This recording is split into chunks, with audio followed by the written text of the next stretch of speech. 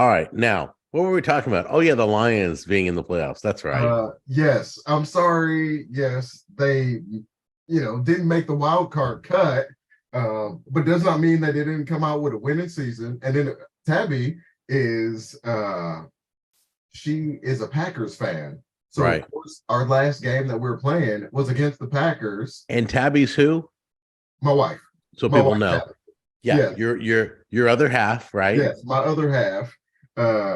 She's a Packers fan, so we have a house divided at our house, um, and because we both play for the NFC North, Right. and uh, of course she's going for the Packers. I'm rooting for the Lions. They're playing the last game, and even if we didn't win, didn't matter. Even if we won, it didn't matter. If we lost, it didn't matter anyway, because we weren't going to the playoffs. But what we did in our win against the Packers, we kicked them out of the playoffs, and we came with a 9-8 record. So we had a winning season, which hadn't Good happened job. in years. Yes. Oh, thank you for your Yeah. condescending. So Good job. no. So let me for people who don't watch football. So basically, you won just enough games to get a crappy pick on the draft. I get it. I totally get it. You see my face? You see my face? Yeah, I know. Get real face. Yeah, yeah. But yeah, yeah. honestly, because I used to play the cards, the parlay cards, and all that, Mm-hmm. I would always go with the Lions. I have no idea why. I You want always to went root with for the the Lions. underdog. It's in our system a lot that we want to root for the underdog. And Yeah. we've been underdog forever. I've been a Lions fan since '86. So Hmm. And Michigan Blue was the same way. yes, I always picked Michigan Blue against Ohio, against anybody. look, I watch college football. I mean, I'm a football fan, but Hmm. I like Michigan State, and anybody playing Ohio State. So Exactly. look, as long as Exactly. The Ohio State cheerleaders loses, playing Ohio State. I want them to lose, and I don't like them so much that I can't even stand when, like, even when pro folks, at the beginning they do the little promos that say, "Hey, I'm I come from University of Michigan," or whatnot. I can't stand when they say from the Ohio State University. I can't. Don't put "the" on there. I know. What are you, a highway? The best They're in the 405, world. Get out of here. All right. But before we get into your story and what you do, because that interests me, did you hear about the Pro Bowl this year? No, what about it? All right. Oh, wait, that they're having Pro Bowl games? Yeah, well, they got rid of the Pro Bowl. Okay. It's gone. They're not going to play Pro Bowl anymore. Now, I don't know how they're going to do this, but I heard they're doing flag football competition. Really? I don't know if the Pro Bowlers are playing flag football, so Mhm. there's no injuries, there's Yeah. no unnecessary hurting, or if they're bringing in just some regular dudes playing against each other, but there will be a flag, there'll be a competition. I don't know. This is what I heard. I haven't seen it yet. It's the first year they're trying it. I Yeah. know flag football will be played on Pro Bowl Sunday. Well, I heard while I was watching one of the games the other day, they said, this is the first time that we're going to have Pro Bowl games, but I didn't actually know what that meant, and I haven't even looked it up That's either. what it means. So the Okay. games are, they'll have throwing competition, they'll have running competition, they'll have games like Olympic games type thing, is from what I'm understanding. Mhm. And that now I could be like the Pro Bowl could show, and I could be completely wrong. But the Pro Bowlers, I'm guessing, will have flags and they'll be playing flag, because I know Jack Jr. plays flag football like big time, like hardcore stuff. Teams they compete and travel the United States, literally. Okay. Oh, wow. So he's in a league that they're just beyond. So he's excited because he's into the flag football scene. But it's going to be weird to see, one of your, bunch of old men with flags on their hips. Yeah. So we'll see what happens. But that's what I heard, because nobody watched the Pro Bowl. Nobody cared. Yeah. No, nobody does. Those people made money. They didn't. There's no reason for it. There was no reason. I never watched the Pro Bowl, and it was just a dead week between Super Bowl and the end of the season. Yeah, and I agree with you. We never watched it. I mean, it would be great to be able to go to a Pro Bowl game because they usually have it in Hawaii.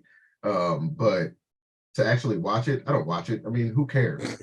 Exactly. I mean, don't get me wrong. I would rather watch like the NBA All-Star games their whole weekend versus the Pro Bowl. Right. And it's weird because the players don't play all year with each other. They don't know the plays. They've got to learn stuff overnight. It's ridiculous. Yeah. Where basketball players, they play basketball positions exactly the same on every team. Yes. But anyway, enough of that. So let's get into the good stuff. So I'm really cautious when I do this podcast is because there's a lot of information we don't want to discuss publicly. So I will I'd like to keep it general. So if you tell us a story, don't give names, don't give locations, give me just general information because your job is really cool. You really have a cool job. And I can't remember, you told me what the title of your job was, and I forget the official. Well, it's probably changed since that you and I have last spoke. Currently, and see, it's a conflated name.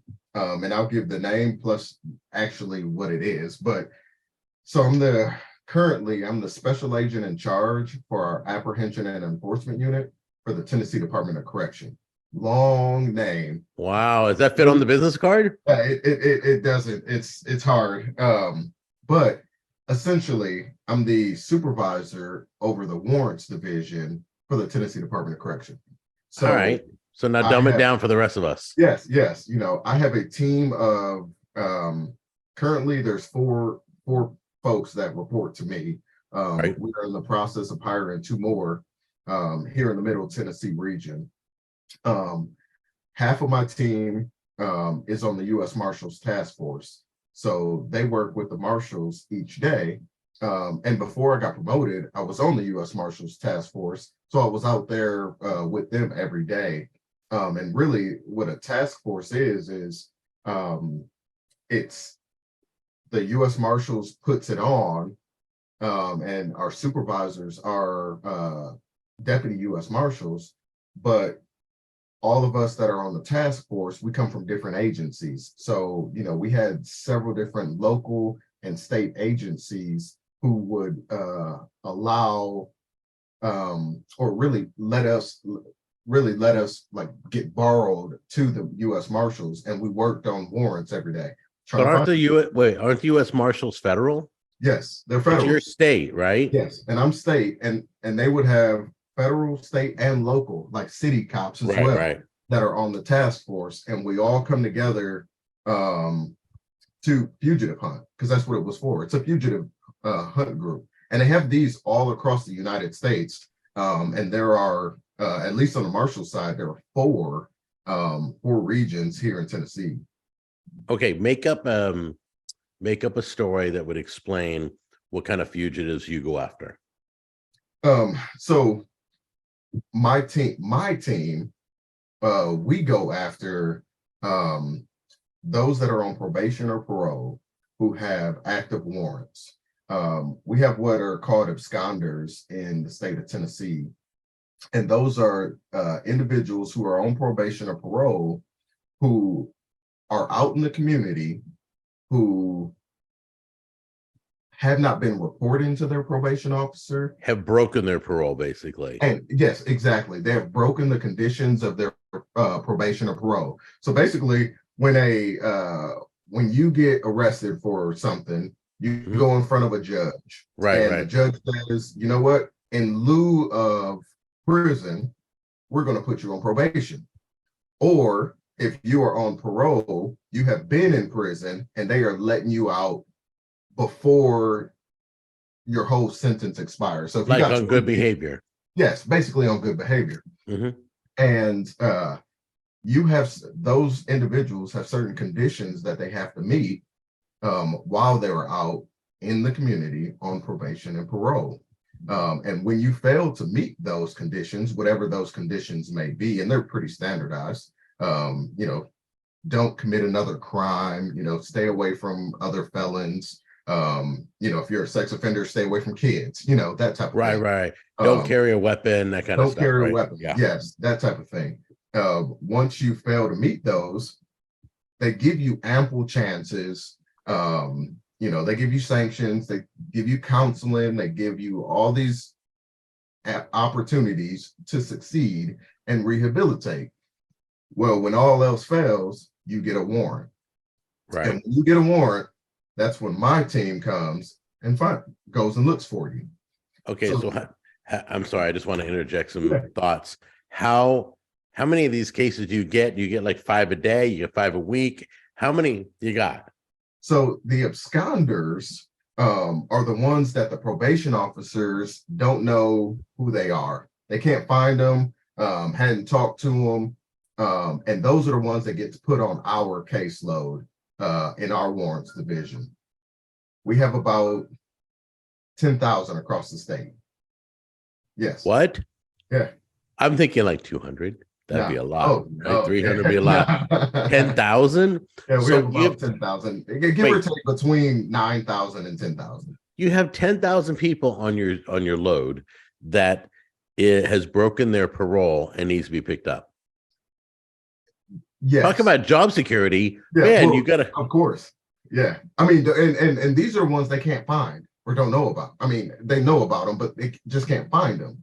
You know, right. They could be living in the state of Tennessee, or they could have moved somewhere else. And can you go outside the state?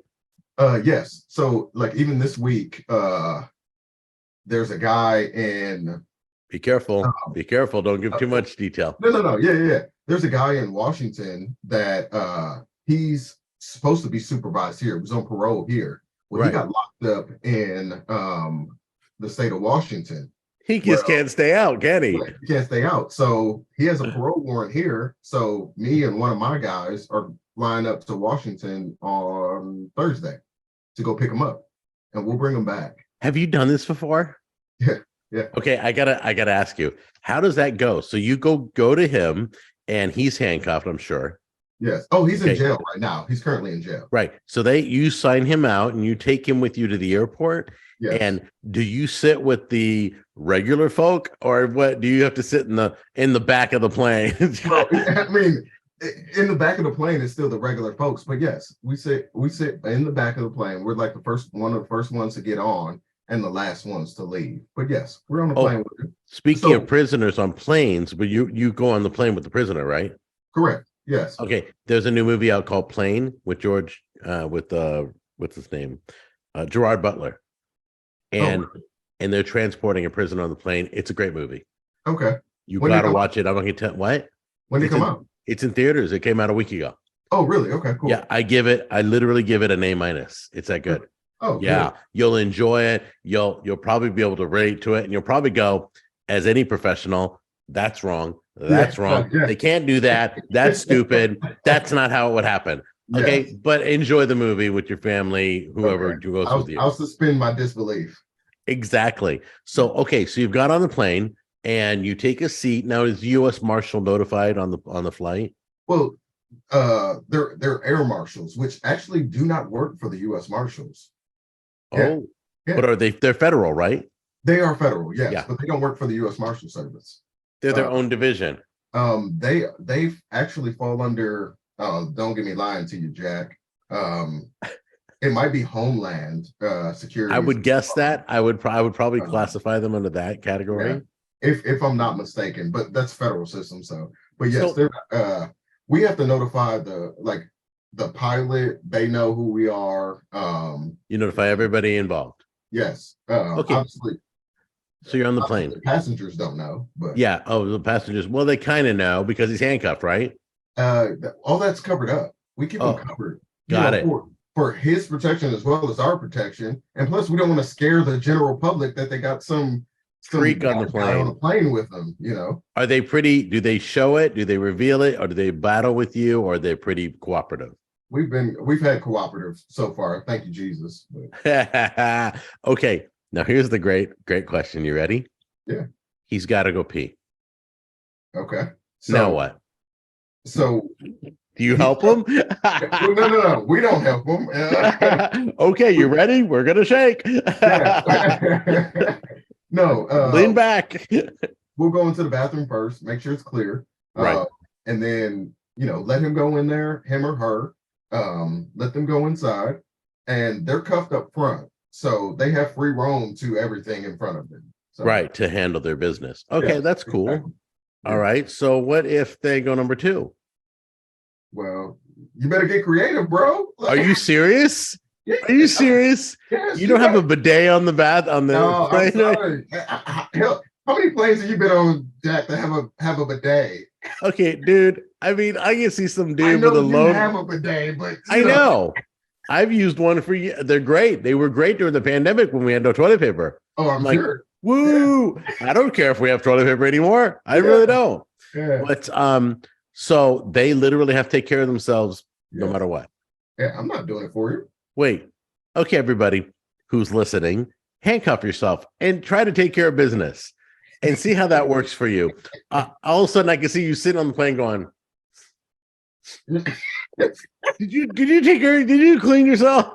Hey, All right, back on track. I'm so sorry. that whatever happens with them, I drop them off, and that's their own business. Does somebody meet you at the plane? Is that what they do? Meet you? No. We'll get picked up. We'll have one of our guys come pick us up. We'll take them to one of the prisons, drop them off. How often do you do these kind of transports? Well, we had one last week, and we got one this week. They're regular, but they're infrequent. So I can't really tell you, it's like once a month or once every week or anything like that. But several, about 5 to 10 times a month, a year, excuse me, for us. Now, some other agencies, they're doing them a lot more frequently than us. Right. It's almost like you could do a TV show, a reality show on it. Oh, yeah. Oh, I'm sure. That's so crazy. Okay. So let's take you through a regular day. Is it the same thing every day? No. And I guess I'll speak more so towards the side when I'm actually serving warrants. Because right now, as a supervisor, I don't have to go out and serve warrants anymore. Wait a minute. Wait. When we used to do Bible study together, I remember you had to kick down doors to get people. Yeah, you don't do that anymore? No, my team does it. Are you that guy that they make fun of now because he's the boss? No, and don't be wrong. I will go out with them if I have an opportunity to do so. But when you get bogged down with paperwork and doing time and wait, how long's it been for you? Let's see. I got promoted, let's say in November, end of November. So that's the last time you kicked down a door or something? Yeah, basically. Yeah. Okay, well, I want to talk about kicking down doors. Oh, I mean, I know you don't want to talk about me. Yeah, I don't give a crap about the politics and all that and the paperwork. No, but I mean, I'm proud of you because you've worked hard since I've known you and you've gotten promoted over the years and you've done a great job. But what interests me about you and about your life resume is that you literally would track them down, you'd plan it out, you had a crew of people that would go after and obtain him or her. Yeah. And what you had women, right? Oh yes. Okay. All right, you treat them just like the guys? Yeah. There's no difference, right? There's no difference. They'll bring them in. Okay. So you don't have women that come on your task force to deal with things or anything? Yeah, I mean, essentially, it's better to have a female that's searching another female, but of course, that's in a perfect world. But right. If you're going to jail, you're going to jail. And before you ever get in my car, you're going to get searched. I don't care if more is going to happen to you in jail than it's going to happen to you in my car. I promise. I mean, knock on wood, it doesn't happen to you, but it is what it is. But, okay, so do you remember the first time you did it? How it felt? Were you freaked out, a little scared, a little nervous? What? But I was nervous. Coming from I came from the investigation side of the house. So, doing criminal investigations, we go out sometimes to arrest our bad guys that, that we charge with the crime. Right. But this is an everyday occurrence where we're going out into the field, into the community to arrest people that don't want to go to jail. That right. More likely than not know that they have some sort of warrant. So think about it this way, Jack. You know that you did something wrong. You committed a crime. And that you possibly have a warrant. Do you want me to find you? Do you want to go back to jail? No. Exactly. So that's what we deal with. We got people that don't need to be in the community anymore because it's a public safety issue that need to come back into compliance with their probation or parole. Right. but they don't want to go to prison. They don't want to go to jail. No, they don't want to go back. Who Most of them does? don't. Exactly. And their family doesn't want them to go back sometimes as well. But So the majority ends up back. The yes, majority end up back in their comfort zone. yes, Is what I exactly. found. I found that out from people who've been out and Mhm. struggled and said it was just easier on the inside. Yes, yes. You know, that we would call that institutionalized. You know, Right. it's just so much easier. I knew a guy that was homeless, and he said, you know what, I can't live out here anymore. So he ended up committing a crime just so he can go back inside. Oh my goodness. I've been Yeah, saying that for years. yeah, I'm like, no, if I was homeless, I would commit a crime that would put me somewhere where I'd be warm with a blanket, 3 meals a day, internet, and a workout place. three hots and a cot. Yes, Yeah. exactly. So people really do that. I've always In thought my that. experience, I've seen it at least one time. So it does. It happens. Wow. So what's the scariest? Can we talk about the scariest situation you've been in? Yeah. Few months back, actually, we were. It was several agencies together, and this was on the Marshals Task Force. Because, like I said, I hadn't always been on the Marshals Task Force serving warrants, but this time happened to be on the Marshals Task Force. Um, we're all kitted up. All of us, we got helmets, gloves. Obviously, we go out with our vests. You know, several. Still using Kevlar? You guys still use Kevlar? Yeah, yeah, yeah. I mean, Okay. I say Kevlar. I've got ceramic plates in mine. Wow. I can And cook then on you. Great. yeah, yeah. I can cook dinner afterwards. Yeah. Ceramic plates, and I also have rifle plates inside my vest as well. So to just as an added protection to stop a bigger round. But we're all kitted up. We, like I said, several agencies are working on this. There is a suspect who is wanted for multiple homicides. I think arson as well, aggravated assault. And he had a history, real bad history of violent crimes. And he needed to go to jail. So he had several warrants. So of course we have to go to the projects to where he is. And we have two sets of teams. We have a team at the front door and a team at the back door. And then the projects, where this guy's apartment was, and it wasn't really his apartment, it was somebody else's apartment, but he was seen on camera going in. It's upstairs, and then there's a landing, and there's three doors right next to each other, and the apartment that he was in the middle door. So we had a team at the front door and a team at the back door. So we knock and announce, police, U.S. Marshals, looking for, so and so. We got a felony or warrant for your arrest. No answer. Knock again. Say the commands. Somebody eventually comes to the door after about a minute of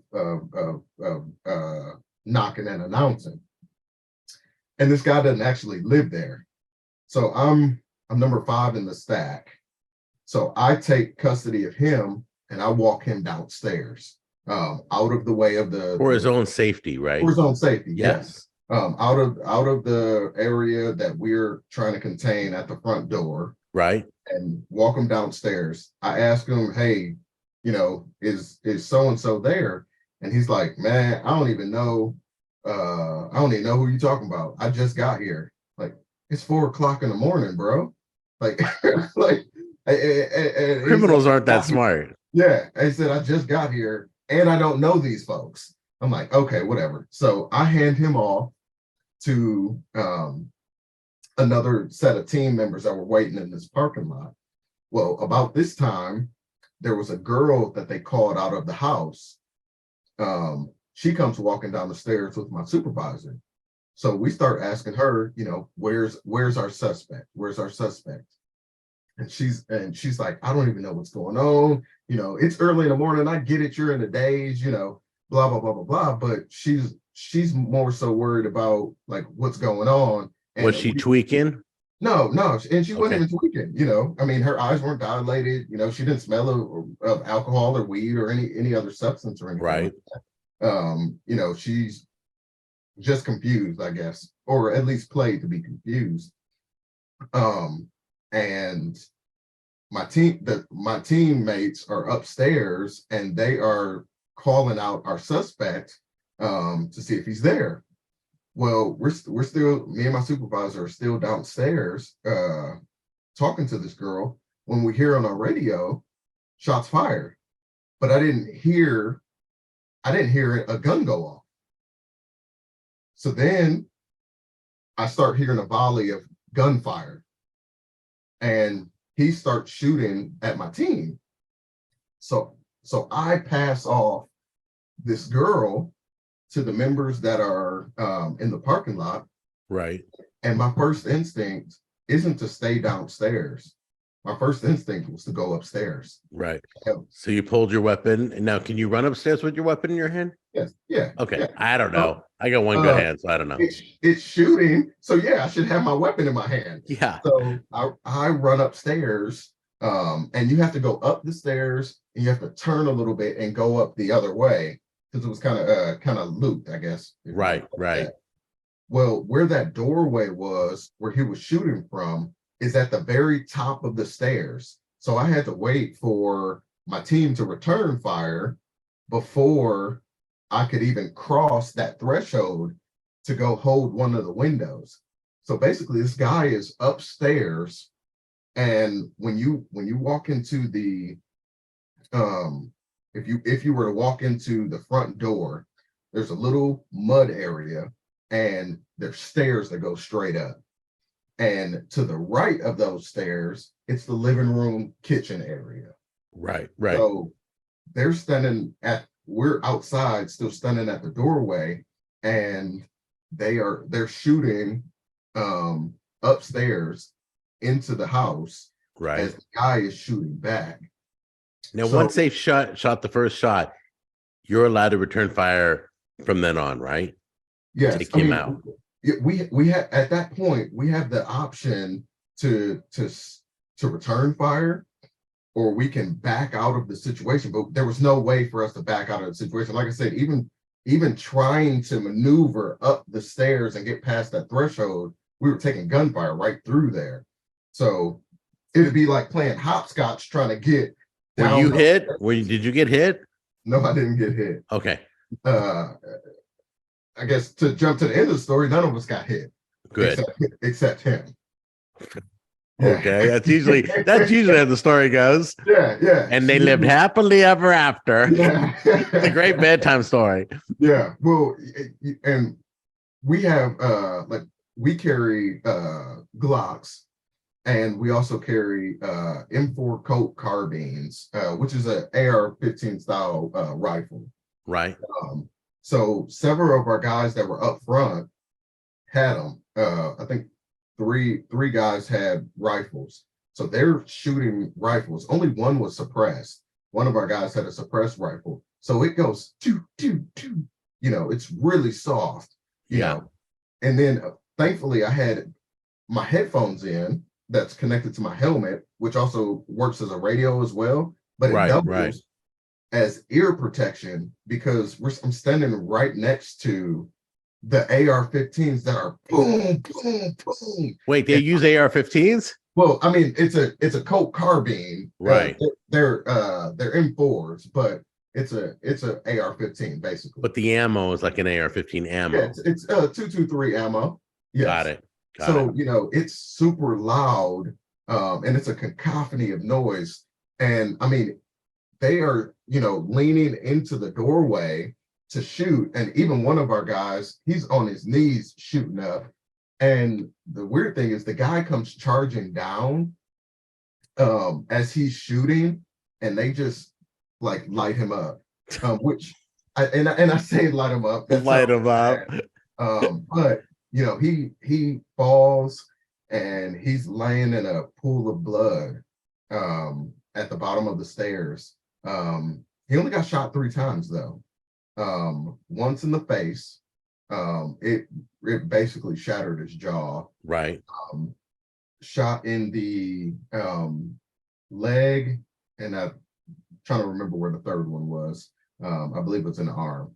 Um, so immediately, you know, we move his weapon out of the way and we make entry into the house. Um, Half the team goes upstairs. I'm downstairs. We have somebody covered. Actually, I covered him at the door.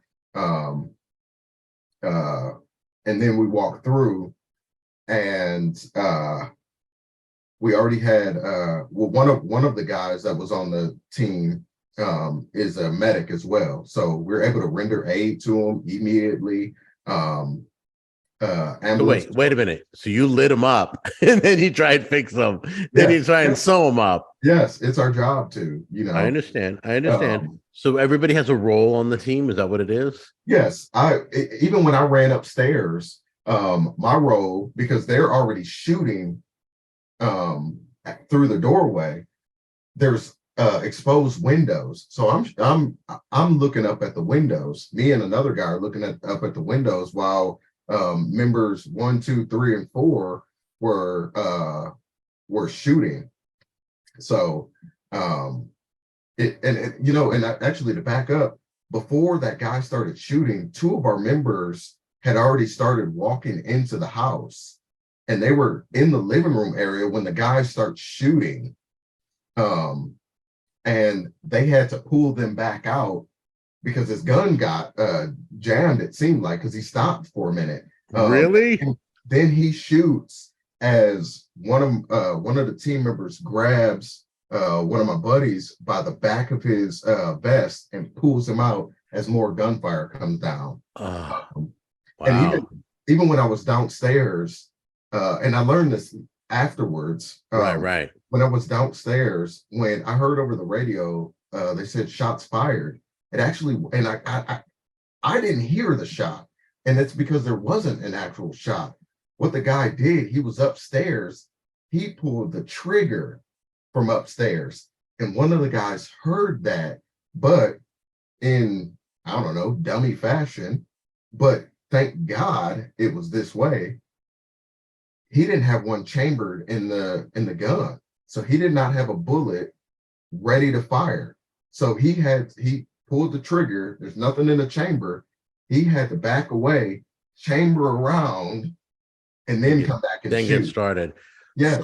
So does this? How does this affect you? Because this is some serious stuff. Like, do you like? I can't play video games like this. I have trauma and I deal with that on my own fashion, whatever. I do have some disturbing dreams. You've been doing it many years, right? Yeah. So do any of these things come into play? No, thank God it hasn't. It hadn't really affected me as far Amen. as any bad dreams, nervous tics, depression, anxiety, or anything like that. Thankfully, it has not. And I attribute that to the Lord. Right. But if, let's say, one of us got injured, may affect me a little bit differently. I can understand that. No, it's like you guys are like band of brothers. Yeah, we're brothers. Yeah, definitely. We're brothers. And even though, like, even with that team, I was there with 2 of my actual my employees now, I should say, I guess. Even though we're still a team, but even everybody else that's on that task force, like, those are my brothers. Like, I miss them. I still talk to them. Mm-hmm. I was talking with one of them today. It's just good to be able to have that camaraderie and that friendship. So yeah, I miss them, but we're still good. And it may affect us all differently, but even after that, there's the whole officer involved shooting investigation that happens. In this scenario, typically TBI does the investigation, but the FBI did this one because TBI was already on scene. Right. But after the investigation, I will say the feds probably have the best officer involved shooting response.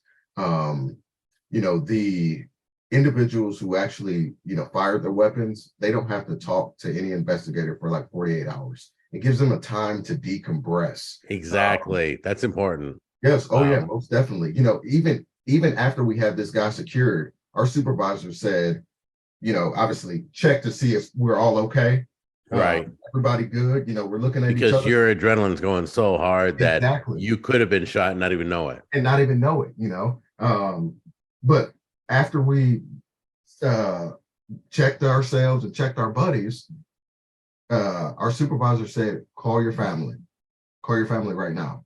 Let them know that you are okay and that you were involved in a shooting.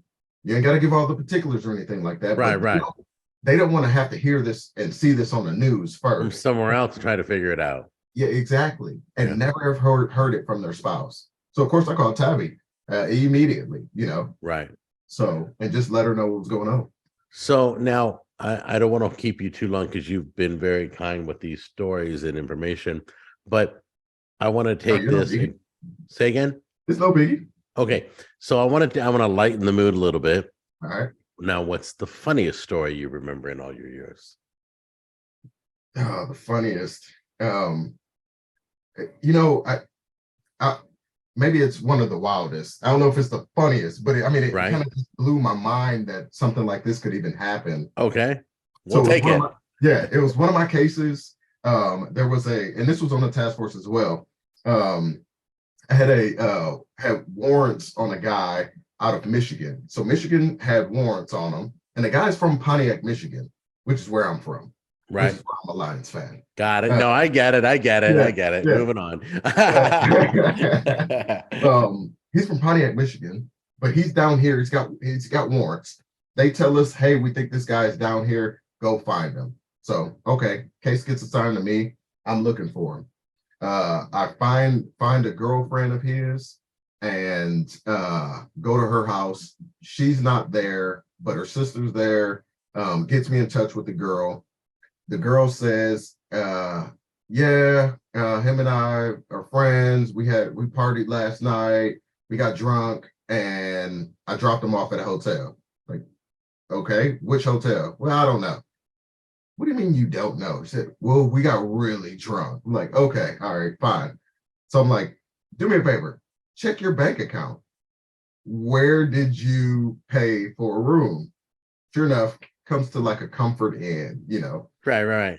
Near downtown. So we go to this Comfort Inn, talk with the managers, say, hey, we think this guy's here. We got a warrant for him, checked in under this name. We got permission in several ways to be able to get into the room. So, because the room's under her name, so she has to give permission to be able to go into the room. It's a whole thing. But we get access to the room, know which room he's in. We're stacked up on the door. We've got people. We've basically got the whole place surrounded, and we all wear plain clothes. We were talking about wearing a t-shirt. I decided to wear this t-shirt. This is what we wear. We wear t-shirts and jeans and tennis shoes. You're not like Dragnet in a three-piece suit with a yeah. We're not dragging guys. We're not running after anybody in a right. So we're wearing regular clothes. So we've got all these police officers surrounding this hotel. We're on the third floor. We knock on the door. The guy says, "Hold on, I'll be right there." Nobody comes to the door after that. Keep knocking again. We're like, all right, we're just gonna make entry into the door, and the dude proceeds to open the slider to the balcony and jump off the third floor balcony. Yes. And how did that turn out? Well, he broke both his legs. Of course he did. Yeah, let's just say he broke both his legs, and he's screaming and writhing in agony on the ground. And half of my team is down there looking at him because we had the place surrounded, especially on that corner. And they're like, "What the heck were you thinking, bro? Like, it doesn't make any sense." Breaks both his legs. On top of getting busted, he got busted anyway. Yeah, he got busted anyway. Plus, he had cash and drugs on his person. In the room, there were drugs and guns in the room. But that's not even the wild part. So we call the ambulance. Ambulance gets there, I mean, quick. I will tell you, our ambulance service is amazing. That's your EMS, right? EMS, yes, Yeah. yes. Just absolutely amazing. Like they're on it. They get there, but my team on the floor, because I'm in the room, I'm processing the scene because they got guns and drugs in there. And I hear over the radio, there's a baby upstairs. Like, a baby? So the guys on the ground are looking up where this man just jumped off the third floor. Well, one floor up and one row over, there's a toddler on the balcony with no clothes on, just in a diaper. Yeah, the wildest thing. This is February. It's 32 degrees outside. And he just watched. Was he watching? He was just standing there. It's like a 2-year-old. Like he didn't know. So of course the team goes upstairs, the door's locked, there's nobody in that room whatsoever. So the little baby was up there unsupervised. So another ambulance gets called for the baby because we have to, make sure the baby is good. Well, we ultimately find the parents. Well, they get arrested too. Yeah. So you got a 2-for-1, dude. It was just great. A wild thing. And then, but the bad thing was the guy broke his legs, and we had to sit on him for 3 days in Vanderbilt before we could send him back to Michigan. But the good thing was he broke his legs and you didn't have to run after him. Exactly. Yes. Because he couldn't run after anything. Yeah, no, but he decided to do a nosedive. It was just the wildest thing I'd ever seen in my life. Like, where did you think you were going? So I want to talk long term now. Is there a goal you want to reach? Is there a position you dream of? Is there some desire to become more than where you're at right now? As the supervisor, I've only been in this role for a couple months now. I think ultimately, my goal will be the assistant director of our warrants division. I think that will be a nice spot to be able to, end my career on. That's great. That's cool. So you have other aspirations. Sure. Yeah. That's nice. Well, obviously you're heading that way because you keep climbing and climbing and climbing, as I've seen personally. Right. Yeah. Yeah, there may be some questions when this video airs that they'll ask you in the comment section. So if there are, I'll direct them to you. Right. You don't have to answer any of them. You answer the ones you want to. The main concern is protecting you. You've been very kind to go over this stuff with us. I couldn't imagine. I mean, I get up and I'm worried about what am I going to cook on the video today. Yeah. And you're like kicking down doors and saving babies. I'm like, wow, gosh, I could be doing that. Yeah. But yeah, is there anything else you wanted to add to this, or you wanted people to know about what you go through every day? It's not even really about me. It's about my agency. When people think about corrections or the Tennessee Department of Correction, they only think about like prisons, Right. I mean, there's so much more. It's not just prisons. There is probation and parole side of it, but we also have police officers that work for the Department of Correction. We have gang investigators. We've got pretty big. Yeah. CID, which is criminal investigations. Right. We have contraband interdiction agents who interdict contraband going inside of a prison, drugs and guns and all that jazz. And then we have warrants guys who go out into the community each day to ultimately make Tennessee safer. That is our goal. Our goal, is our mission, is to operate safe and secure prisons, provide effective community supervision, right. enhance public safety. That's it. That's our goal. It's to make Tennessee safer. Right. And if we can do that each day. Sorry about that. Oh yeah, no, you're good. You're scratching my eye while I'm talking to you. It's so rude. No. But I mean, I think it's allergies. Once again, Tennessee. Yeah. But go ahead. I'm sorry. But yeah, that's our goal, is to make sure that our communities and our prisons are safe. Right. If we can do that, that's our job, and we're doing the right thing each and every single day, whether it's from the correctional officers to the probation officers to any of these agents that work in my divisions. So, Well, once again, thank you. Thank you for every minute of this time. Thank you for thank your agency too for allowing us to have this interview. I We will. appreciate it. I will let you know when it goes live. I'll let you know if we have any questions while I sit here and cry. And I'm serious. All of a sudden, my eyes are burning right now. I have Yeah. no idea why. Uh, But anyway, seriously, thank the people upstairs I will. for allowing us this opportunity. This is very educational, and we appreciate it. No problem, Jack. Anytime. All right, brother. I'll talk to you later. I love you, man. Love you too, buddy. Take Take care. care. Bye bye. Bye.